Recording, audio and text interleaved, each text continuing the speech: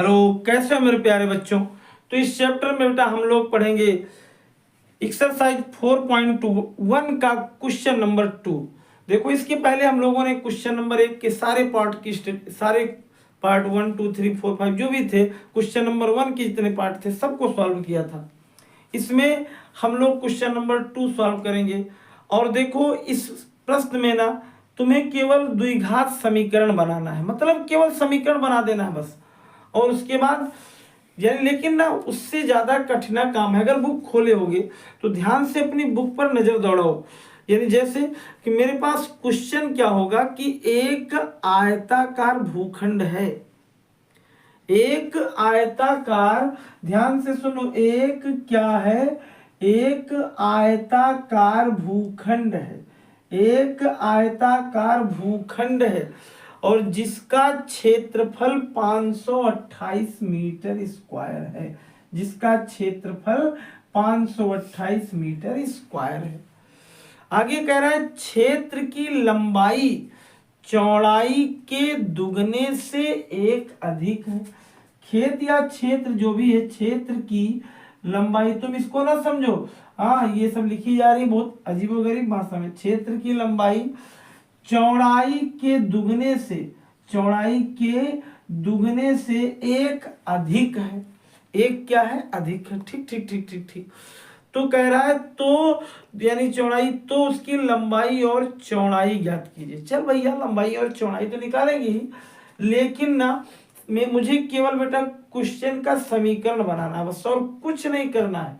हाँ, बस मात्र 2 मिनट में तुम लोग ये पूरा क्वेश्चन सॉल्व करोगे। जैसे देखो, प्रश्न में क्या कह रहा था ना कि ये कोई एक आयताकार खेत है। आयताकार का मतलब समझ रहे हो ना, जैसे जिस सीट पर बैठ करके तुम लोग पढ़ रहे हो उस सीट को ही आयताकार भाग कहते हैं। मान लो कोई बच्चा घर से देख रहा होगा ना, तो तुम्हारे घर पे एक चीज होती है क्या, पीढ़ा, या तुम्हारे घर पे रखा होगा बेड, तखत। ये सब ना कुछ लोगों के घर तखत 4 कोना बराबर होगा, स्क्वायर में होगा। हाँ, उसे तख्ता नहीं, उसे चौका कह दो। हाँ देखो, ये क्या है, एक आयताकार भाग है। और आयत में एक चीज होती है बेटा, लंबाई और चौड़ाई में अंतर होता है। यानी आमने सामने की भुजाएं उनकी क्या होती हैं, बराबर होती है। ये है, ये हो गई लंबाई और ये हो गई चौड़ाई। तो हम लोग सबसे पहले इसको क्या लिख देते हैं, लिखते हैं कि माना, क्या लिखते हैं, माना आयत का, माना आयत की लंबाई। पहले बेटा देखो, हम लोग क्या माने, यानी चौड़ाई मान ले। पहले हम लोग लंबाई न माने, जो छोटी होती है अक्सर उसी को हम लोग मान लेते हैं। तो माना आयत की क्या हो गई, चौड़ाई को मान ले x। कोई दिक्कत किसी को। दूसरी चीज ना, इसमें y न मानना, क्योंकि हम दो चर नहीं पढ़ रहे हैं। तो मैंने क्या कहा, माना आयत की चौड़ाई x है और तथा लंबाई क्या हो जाएगी। देखो, प्रश्न को ध्यान से एक बार पढ़ो। कह रहा है कि आयत का क्षेत्रफल, ये गया भाड़ में। अब भगवान का सब, इससे कोई मतलब है नहीं, अभी इसकी कोई जरूरत नहीं है। हाँ, केवल मुझे मतलब इससे है बस, लंबाई चौड़ाई के दुगने से एक अधिक है। तो लंबाई जो है वो चौड़ाई के दुगने से, तो 2 गुणे चौड़ाई, चौड़ाई कितनी थी x, और से क्या है, एक अधिक, यानी हो जाएगा क्या, 2x धन 1। ये हो जाएगी क्या, लंबाई। अब बेटा तब क्या हो जाएगा, आयत का क्षेत्रफल, आयत का क्षेत्रफल बराबर क्या दिया गया है, 528। देखो, आयत की लंबाई, क्षेत्रफल का सूत्र होता है लंबाई गुणे, क्या होता है, लंबाई गुणे चौड़ाई, यानी l इंटू बी बराबर क्या है भैया मेरे, 528। यल कितना है, 2x धन 1, चौड़ाई कितना है x, बराबर कितना है, 528। x का 2x में गुणा कर दो, 2x स्क्वायर, x का 1 में कर दो x, बराबर कितना, इसको इधर ला दो तो हो जाएगा 2x square plus x minus 528 बराबर 0। आ गया समझ में ना, केवल तुम्हें यही समीकरण बनाना था। समझ में आ गया, कोई दिक्कत तो नहीं है। फिर से एक बार सुन लो, मैंने कहा आयत की लंबाई नहीं चौड़ाई को x मान लो, लंबाई उसके दुगने से एक अधिक थी तो 2x धन 1। अब क्षेत्रफल का मतलब होता है लंबाई गुणे समझ गए हो। क्षेत्रफल का मतलब लंबाई गुणे चौड़ाई होता है। स्क्रीनशॉट ले लो, मैं मिटाने वाला हूँ। आयत का क्षेत्रफल था, ये मिटने वाला है। बस देखो, चलो भैया नेक्स्ट क्वेश्चन देखते हैं। और इस सवाल में कुछ नहीं है, और तुम लोग ना बैठ करके केवल शांति से देखते रहो। उसके बाद अगर नहीं आया तो अपनी अपनी किताब फाड़ फेंक दो। हाँ, और क्योंकि गलती तुम की हो ना, तो जो तुम्हें समझ में नहीं आया। चलो देखो, अगला एक सवाल है कि दो क्रमागत धनात्मक पूर्णांकों का गुणनफल। दो क्रमागत धनात्मक पूर्णांकों का गुणनफल 306 है।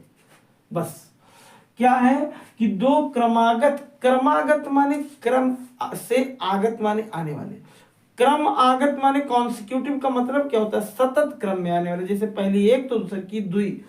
तो अगर हम लोग क्रमागत है, अगर हम लोग लिख दे माना, क्या है, माना पहला पूर्णांक, पहली संख्या है वही पूर्णांक, क्या है, पहला पूर्णांक अपना है यक्ष, और दूसरा क्या है बेटा, दूसरा जो है, दूसरा हो रहा था, दूसरा क्या है, दूसरा जो है वो क्रमागत है। इसका मतलब वो उससे एक अधिक है। तो x प्लस एक सम विषम तो कह नहीं रहा है कि हम लोग 2x क्या कैसे माने।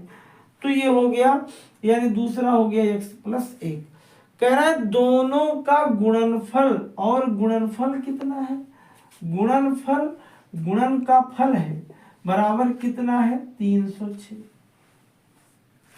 और अब एक काम करो कि काम ये कर दो कि गुणनफल वाला नियम है कि पूर्णांक में पहली संख्या, पहला पूर्णांक, और फिर यहाँ दूसरा पूर्णांक क्या था, यानी पहला पूर्णांक x गुणे x प्लस एक बराबर कितना था 306। बेटा x का x में गुणा कर दो, x का 1 में कर दो, क्या हो जाएगा x बराबर कितना 306। ये हो जाएगा x square plus x minus 306 बराबर 0। समझ में आ गया, कोई दिक्कत, कोई दिक्कत, चवन्नी भर की। वेरी गुड, शाबाश, मुंह बनाओ अपना बागर बिल्ला जैसे। हाँ, मिटा दे रहा हूँ। हाँ, अब देखो एक अगली चीज क्या है, एक अगला क्वेश्चन देखो। अगर अभी तक काम चोरी किए हो, इतनी देर पढ़ लिए हो, सब्सक्राइब नहीं किए हो, तो एक काम करो, एक हाथ से धीरे से वीडियो ना बंद करो, एक हाथ से धीरे से सब्सक्राइब कर दो। और फिर मन से देखते रहो। हम क्वेश्चन नंबर 3 तभी लिखने वाले हैं जब तुम्हारी बटन वहां दबेगी। इसी का दूसरे का तीसरा पार्ट देखो, 4 पार्ट ही है। ये क्या कह रहा है कि रोहन की माँ उससे 26 साल बड़ी है। रोहन की माँ क्या है, रोहन की माँ उससे, किससे, भगवान जाने किससे, 26 साल बड़ी है। रोहन की माँ उससे 26 साल क्या है, बड़ी है। और उसकी आयु, सुनो सुनो सुनो सुनो सुनो, उनकी आयु का गुणनफल अब से पता नहीं कितने वर्षों बाद, रोहन की माँ उससे 26 वर्ष बड़ी है, ठीक है। और फिर क्या कह रहा है, उनकी आयु का गुणनफल, उनकी आयु का कौन सी चीज, गुणनफल, उनकी आयु का गुणनफल क्या है, अब से, उनकी आयु का गुणनफल अब से 3 वर्ष बाद, 3 वर्ष आयु का गुणनफल अब से क्या, अब से 3 वर्ष बाद कितना हो जाएगा, 360 हो जाएगा। देख लो 3 वर्ष बाद कितना हो जाएगा, 360 हो जाएगा। फिर से एक बार कि रोहन की माँ उससे 26 साल बड़ी है, किससे, रोहन से उसकी मम्मी 26 साल बड़ी है। समझ में आई बात। कह रहा है कि अब से 3 वर्ष बाद उनकी आयु का गुणनफल 360 हो जाएगा। अरे तो भैया पहले रोहन और रोहन की मम्मी की उम्र को मानो, तब गुणा करो। कैसे गुणा कर दो, फिर 3 साल बाद की कहानी करो, पहले ही बस वही। देखो सबसे पहले हम लोग क्या, इतनी जल्दीबाजी है तो सबसे पहले यहाँ लिख दो कि माना, क्या लिख दो, माना क्या, माना रोहन की आयु, माना रोहन की आयु बराबर क्या है, माना रोहन की आयु बराबर यक्स है। अगर रोहन यक्स है तो उनकी माँ कितनी है, तो रोहन की किसकी माँ की आयु क्या हो जाएगी, रोहन की मम्मी उससे कै साल बड़ी थी, 26 साल। तो जै साल बड़ी थी उतना साल जोड़ दो। बात समझ में आई। फिर कह रहा है 3 वर्ष बाद, 3 वर्ष बाद। जब बेटा 3 वर्ष बाद की बात कोई करेगा ना तो जोड़ेंगे, और अगर 3 वर्ष पहले की बात करेगा तो गुणा करेंगे। 3 वर्ष बाद किसकी आयु, रोहन की आयु, रोहन की आयु क्या हो जाएगी, यक्स धन 3। और मम्मी की एज कितनी हो जाएगी, यानी किसकी, माँ की एज कितनी हो जाएगी, माँ की आयु कितनी हो जाएगी, अरे मम्मी माँ की आयु क्या हो जाएगी, यक्स प्लस 26 धन 3, यानी यक्स प्लस कितनी 29। समझ में बात आई। अरे भैया 26 और 3 29 हो गया। फिर कह रहा था ना प्रश्नानुसार, प्रश्नानुसार क्या कह रहा था, प्रश्नानुसार कह रहा था उनकी आयु का गुणनफल, मतलब कि यक्स धन 3 गुणे यक्स धन 29 बराबर कितना हो जाता है 360। आई बात समझ में, आया, ज्यादा तेज है, अच्छा ठीक है। तो यक्स का गुणा यक्स में कर दो, यहाँ क्या हो जाएगा यक्स स्क्वायर। अब तो समझ में आया बेटा। फिर यहाँ यक्स का गुणा 29 में कर दो, कितना हो गया 29 यक्स। 3 का गुणा यक्स में कर दो लल्लू मेरे, क्या हो जाएगा 3x। हे भैया 3 का गुणा 29 में कर दो, कह दो सर 8 का पहाड़ा नहीं मालूम तो 29 कैसे याद कर लेंगे। आज तक मेरे पूरे घर में कोई 29 पहाड़ा नहीं याद कर पाया, तो हम कैसे याद कर लेंगे। चलो जो घर वाले किए वही, तुमको उससे आगे तो जा ही नहीं पाओगे, हमें लगता है उसी पर रुके रहना है तुम्हें। 3 का गुणा इसमें करो 29 में, 3 9 27 के साथ, और 3 दूनी 6, और 6 और 2 कितना हो गया 8। समझ में बात आई। और फिर बराबर कितना हो गया 360। जरा देख बेटा यक्स स्क्वायर लिख दे, 29 और 3 कितना हो गया 32x, और इसको इधर ले आओ तो ये घट जाएगा, माइनस 10 में से 7 गया 3, 15 में से 8 गया 7 और 2 बराबर 0। यही बनेगा समीकरण। समझ में बात आई। इसको स्क्रीनशॉट ले लो या उतार लो क्वेश्चन, और फिर उसके बाद हम अगला क्वेश्चन पढ़ेंगे, तब तक उतार लो। देखो एक रेलगाड़ी है, रेलगाड़ी तेज चलवे करती है, और मैं तब तक तुम्हें बताऊं ना कि चलो अभी कुछ समय बाद बता रहा हूं, इसको उतार लिए होगी। कोई एक रेलगाड़ी है, और कक्षा 10 में ना एक चैप्टर भी था हिंदी में, रेलगाड़ी से कोई 2 यात्री जा रहे थे ना, और एक कोई आदमी अपने आप को ज्यादा इंटेलिजेंट बन रहा था, वो दूसरे को समझा पागल है, उससे कुछ इधर उधर का प्रश्न पूछा और अंत में उससे बेचारे को उतरना ही पड़ा।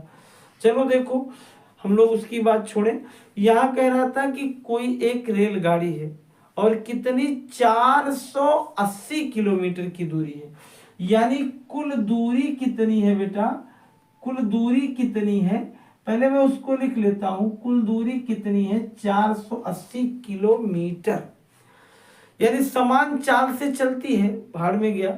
हाँ, यदि इसकी चाल को क्या कर दिया जाए 8 किलोमीटर कम कर दिया जाए तो वह 3 घंटे अधिक लेती। ए भैया तो हम लोग लिख देंगे क्या दूरी इतना, अब लिखेंगे माना, क्या माचा हो गया ना, अच्छा माना चाल, अरे हो गया माचा माने माना चाल हो गया, माचा यानी माना चाल बराबर क्या हो गया x किलोमीटर प्रति घंटा। अच्छा अगर चाल ये x है और दूरी ये है तो समय बराबर क्या होगा। याद है कक्षा 9 में तुम्हें पढ़ाया गया था कि चाल बराबर होता है दूरी बटे समय, और समय बराबर होता है दूरी बटे चाल। तो दूरी कितनी हो जाएगी 480 बटे कितना x। इसे हम लोग बेटा t1 मान ले या समय लिख दे, कोई बात नहीं, इतना तो समझ में आया। और फिर लिखें यदि चाल को क्या कर दे रहा है, यदि चाल बराबर कितना किलोमीटर 8 किलोमीटर प्रति घंटा कम कर दे रहा है, चाल को क्या कर रहा है x माइनस 8 कर दे रहा है। अगर चाल को x-8 कर दे रहा है तो समय कितना लगेगा? समय लगेगा 480 बटे कितना x-8। इस आदमी ने क्या कहा ना कि ये जो चाल थी, ये चाल बेटा क्या थी? ये चाल तेज थी और ये चाल धीमी थी, और अगर इस चाल से चले तो वह 3 घंटा पहले पहुंच जाता है। मतलब ना, जैसे ये और ये दोनों बार में गए और दोनों बार में अगर समय का अंतर निकालेंगे, यहाँ प्रश्नानुसार कर देंगे, तो कह रहा है ना कि इसमें क्या था, वो प्रश्नानुसार हो गया, प्रश्नानुसार। तो यहाँ 480, ये देखो 480 बटे x - 480 बटे x-8, नहीं यहां कर दो 8 और यहां कर दो x, समझ में बात आई? तब उसका कितना घंटा हो जाएगा? 3 घंटा।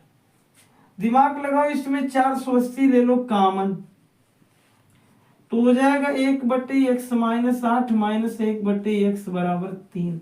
ए भैया x का गुणा इसमें कर दो, 480 उधर ले जाओ, तो x माइनस x प्लस 8 बटे x² माइनस 8x बराबर 3 बटे 480। 3 एकम 3 और 16 तिया, अच्छा 72, ओहो 16 तिया 48, इसको इससे काट दो और अब तिरछा गुणा करो, इसका गुणा इसमें, तो यहाँ हो जाएगा कितना, ए और इसका इसमें, तो हो जाएगा x² माइनस कितना 8x और 8 0 0, 8 6 48 के 8 और 8 एकम 8 4 12, 1280। कितना आ रहा है? 1280। जरा इसको इधर ले आओ, तो हो जाएगा x² माइनस 8x माइनस 1280 बराबर 0। चल बेटा मेरे, इसको लगा लो बढ़िया से। इस तरीके से तुम्हारा 4.1 क्या हुआ? सॉल्व हुआ। और ना मन से अब थोड़ी देर रिलैक्स लेकर के तब पढ़ो। मैंने तुमको उस दिन क्या कहा था, जैसे 20-25 मिनट 50 मिनट एक बार ना, लगभग 45 मिनट 45 मिनट एक बार पढ़ने के बाद ना 5 मिनट 2 मिनट का रेस्ट ले लिया करो, फिर बैठो, नहीं तो वो उसी में ना डिस्टर्ब होता रहता, समझ में नहीं आता। बस अगले पार्ट में फिर तुमको समझाऊंगा 4.2 का क्वेश्चन, और तब तक जुटे रहो और ज्यादा से ज्यादा पढ़ते रहो।